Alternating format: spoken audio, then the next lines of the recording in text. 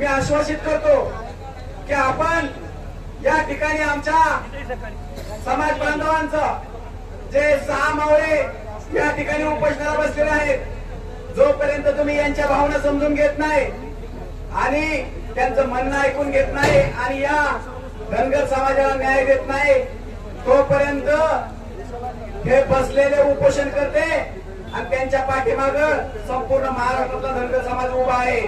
ह्याची तुम्हाला जाणीव असणं गरजेचं आहे आणि याची जाणीव जर तुम्हाला नसेल तर येणाऱ्या विधानसभेमध्ये हा धनगर समाज तुम्हाला जागा दाखवल्याशिवाय राहणार नाही। माझी कळकळीची विनंती आहे आपल्या सर्व धनगर समाज बांधवांना की आपले मावळे 4 दिवस या ठिकाणी उपोषणाला बसले, त्यांच्या पोटामध्ये अन्नाचा कण नाही। आज आमचे माऊली दादा बघा, त्यांचा चेहरा पडलाय। आमचे दीपक दादा झोपून आहेत, त्यांचे कुटुंब जालन्यावरून जवळजवळ 1000 किलोमीटरवरून या ठिकाणी पंढरपूरला त्यांचं कुटुंब या ठिकाणी येऊन थांबलेलं आहे। परंतु जोपर्यंत आमच्या या समाज बांधवांना तुम्ही न्याय देत नाही तोपर्यंत हे समाज बांधव या ठिकाणी उपोषणाला बसतायत।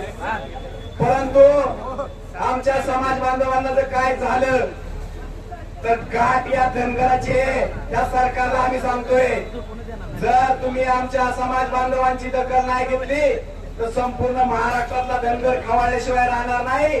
आणि हा धनगर जर खवाळला तर तुमचं काय खरं नाही, एवढं लक्षात ठेवा।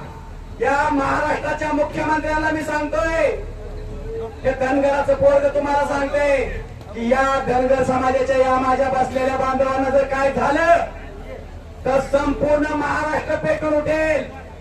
गावोगावी संपूर्ण महाराष्ट्रात शहरात रस्ता रोको आंदोलन केले जातील। तर या सर्व गोष्टीला जबाबदार तुम्ही शासन राहाल, एवढंच मी या ठिकाणी सांगतो। आणि या माझ्या बसलेल्या उपोषणाला जे माझे मावळे बसलेत त्या मावळ्यांना मी सलाम करतो। जय हिंद, जय अहिल्या, जय मल्हार। गणपती बरोबर सरकारचं विसर्जन करू म्हणा एकदा।